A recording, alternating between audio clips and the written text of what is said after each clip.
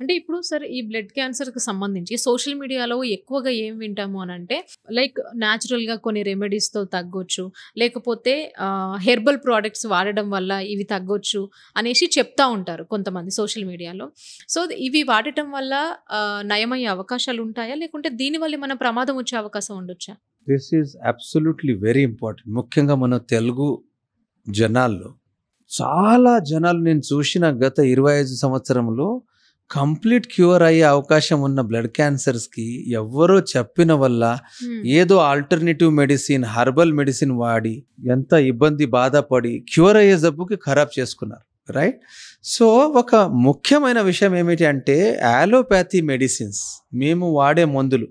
మీరు మందు పేరు ఏమిటి? దాంట్లో కెమికల్స్ రసాయనాలు ఏమున్నాయి? దాంతో సైడ్ ఎఫెక్ట్స్ ఏం రావచ్చు? ఎఫెక్ట్స్ ఏం రావచ్చు? అన్ని శాస్త్రంలో రాసింది ఉంటుంది. మీకు తెలుస్తుంది. ఎవిడెన్స్ బేస్డ్ మెడిసిన్ మేము వాడతాం. అదే దాని అపోజిట్ సైడ్ ఈ హెర్బల్ మెడిసిన్స్ కానీ, ఆల్టర్నేటివ్ మెడిసిన్ కానీ అది విషమా, అమృతమా ఎవరికీ తెలవదు. రైట్?